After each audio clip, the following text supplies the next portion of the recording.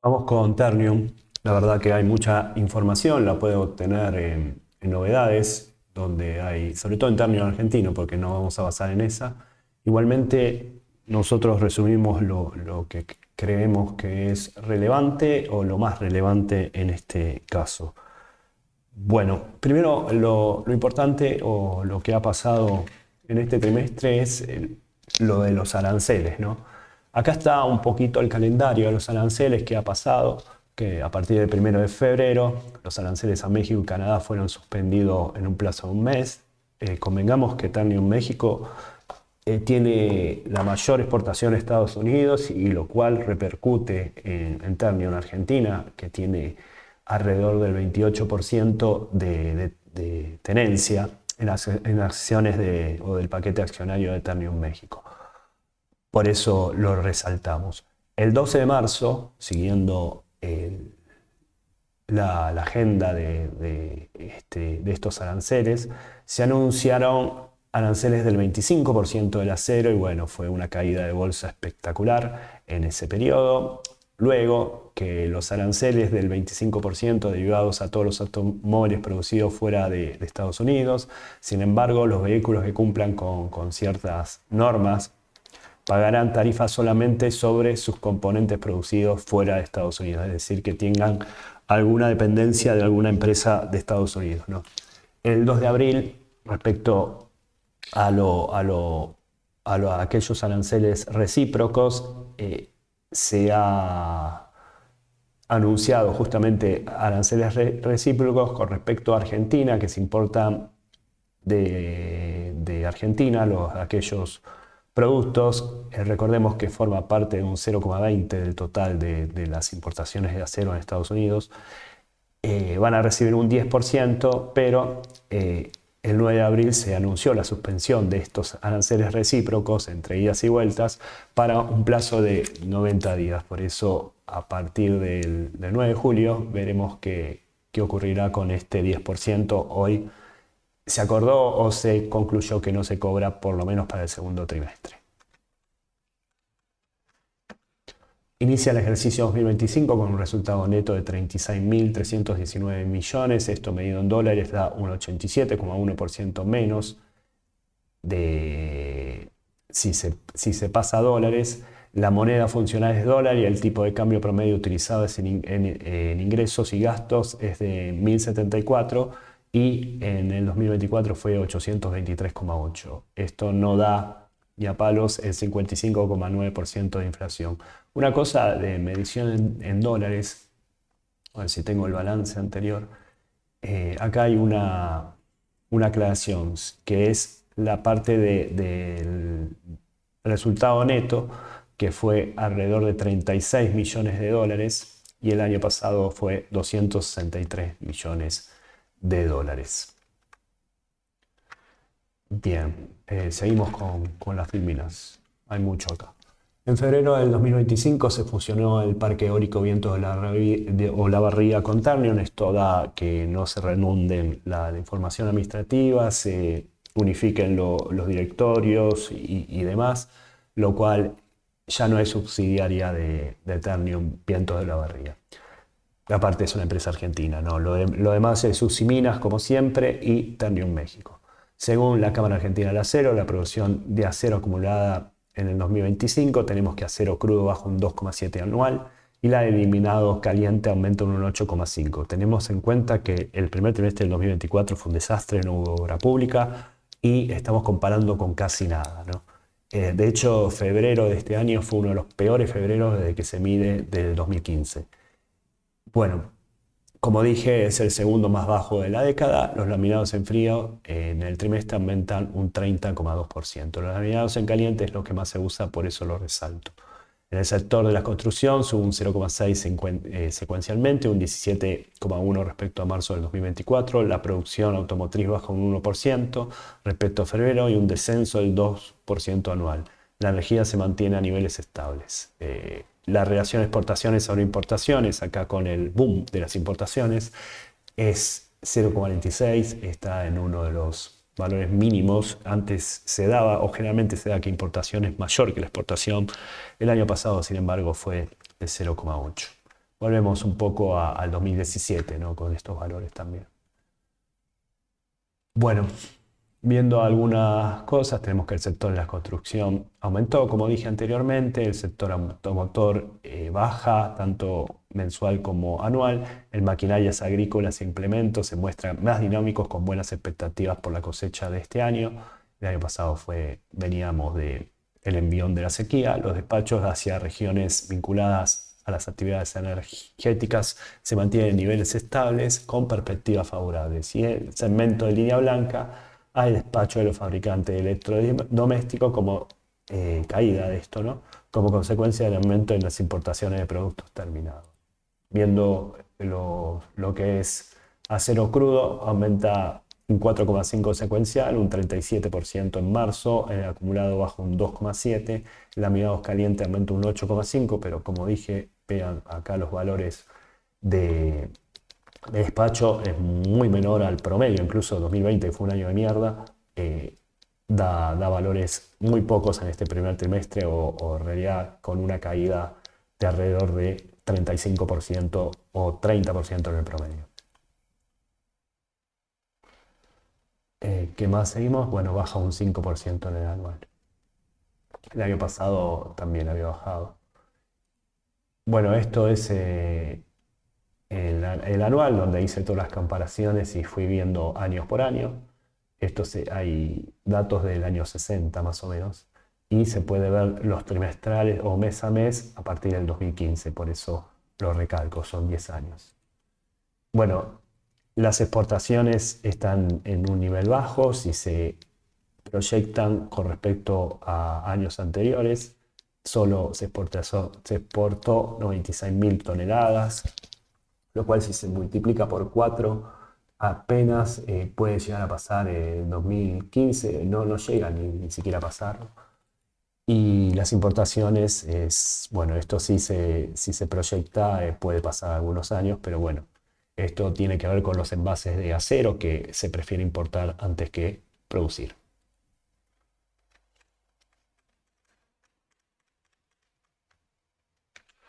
Los ingresos por actividades ordinarias suman en pesos 488,6 billones, una baja del 11,8% medio en dólares. El precio del acero promedio registrado en el balance global para Argentina es de 1.112, siendo un 27% menor. El commodity encima baja, ya que el dólar está depreciado respecto al peso.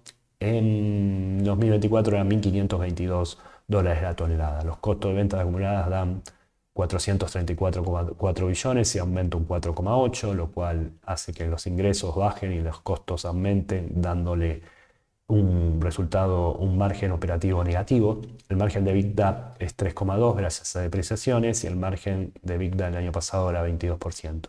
Las existencias dan 733 billones, una baja de 3,3% sin incluir la inflación, que si la incluimos sería alrededor de 12% de baja.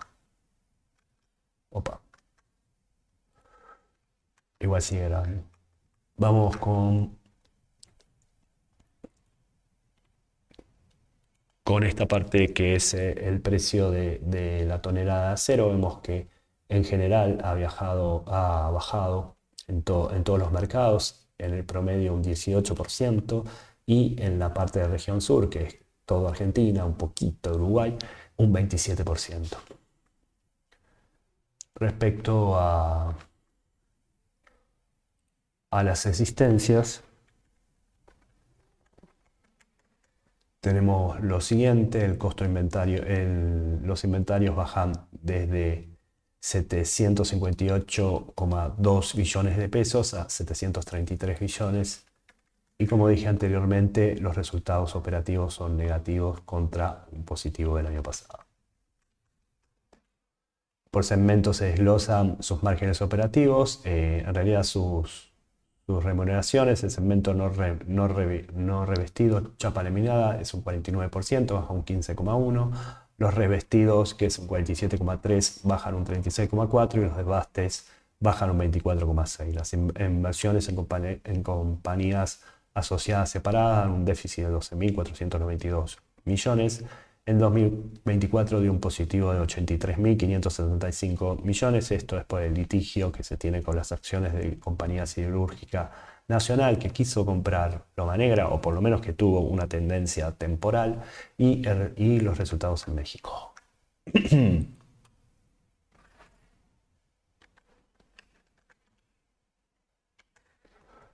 Bien, tenemos acá los resultados que están ya pasados dólares, pero lo que destacamos son los resultados negativos y el resultado operativo negativo que da al final contra un resultado positivo, tanto en revestidos y no revestidos, que son los segmentos más importantes. En cuanto a lo que es la participación, tenemos una contingencia sobre la provisión del juicio con Compañía Siderúrgica Nacional de Brasil, y tenemos baja tanto en México como Usiminas por menor despacho en minería y en acería, dando una diferencia de alrededor de 90.000 millones de pesos. Seguimos. Vamos a los volúmenes de producción. Es 18,5% mayor que en el 2024, un 29,1% menor al 2023. Destaco esto porque el año pasado fue bastante bajo el volumen de producción. Los despachos totales dan 4,11 millones de toneladas y subieron un 18,6 interanual. El despacho al exterior es el 1,7%. Esto tiene que ver con Estados Unidos, que no se exportó nada, y bajan un 50,7%, como está destacado acá. Solo se exportó a Centro y Sudamérica, ni siquiera a Europa, por todo el quilombo de los aranceles. El despacho local sube un 24,9% respecto a un trimestre sin obra pública que fue el año pasado. Bueno, acá tenemos las diferencias justamente en la producción, que si bien supera la del año pasado en alrededor de 60.000 toneladas, o más de 60.000, es alrededor de 160.000 toneladas menos que en 2023. Los gastos por naturaleza suman 217,3 billones, subiendo un 17,2% en dólares. Gasto de fabricación, que es el 70,8%, sube un 19,5%. Administrativos aumenta un 19,6%. Y los gastos comerciales son similares. En realidad aumentan en pesos, o el factor peso o depreciación del dólar hace que la conversión me dé este aumento. Otros ingresos y egresos dan un negativo de 1.809 millones de pesos. Bueno, acá tenemos los gastos. Vemos que hay mayores gastos en gastos de mantenimiento, que se da por la inversión de vientos de Olavarría, también principalmente, pero los costos laborales aumentan lo que más o menos la inflación, un poquito menos, porque dijimos que es 56% anual, y esto no es 56% de aumento. Y bueno, pasa lo mismo con los gastos administrativos. Los saldos financieros netos dan un positivo de 49.821 millones. El año pasado un negativo. Esto no lo paso, lo dejo en valores históricos, de 2.312 millones. La posición monetaria en la moneda funcional, es decir, en moneda dólar o extranjera, da 718,6 millones, un 10,9% menos que el año pasado. Esto es por inversiones a corto. Y el flujo de efectivo es de 112,1 billón, aumentando en el ejercicio 41.894 millones. Esto es por aumento en las inversiones.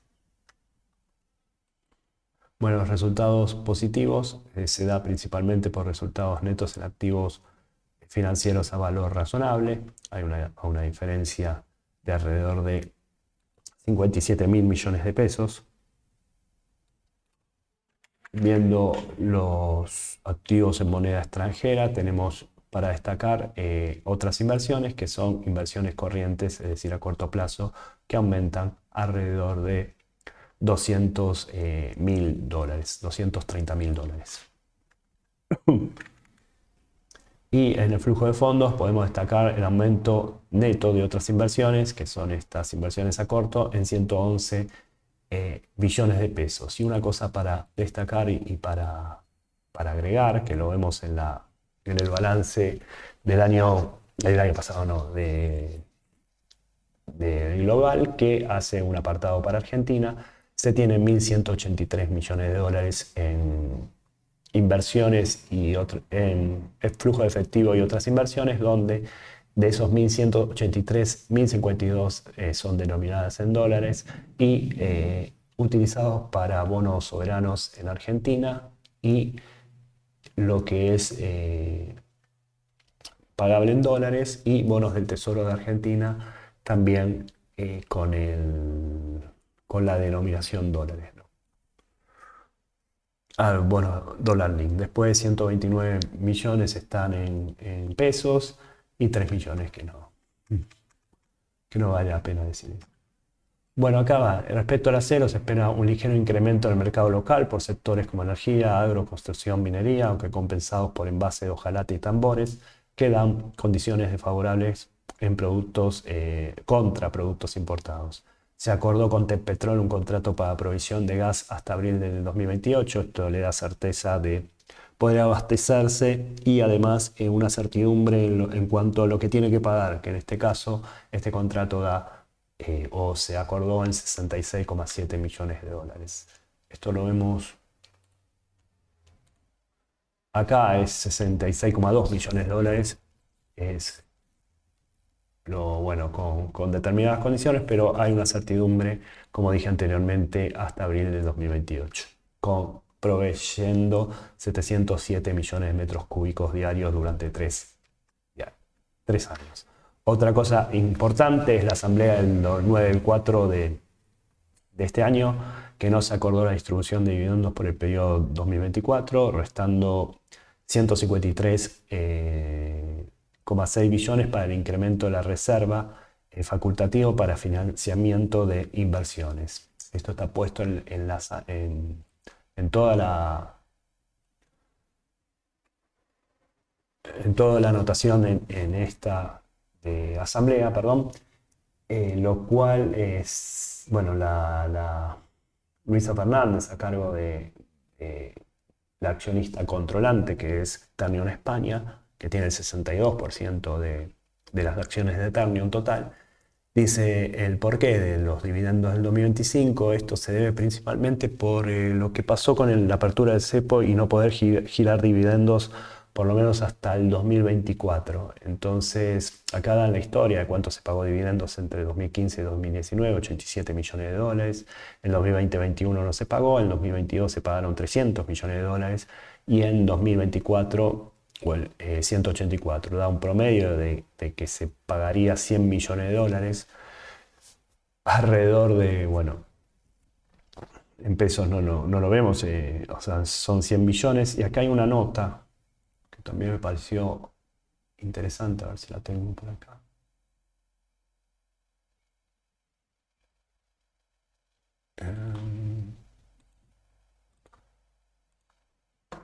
La tengo acá.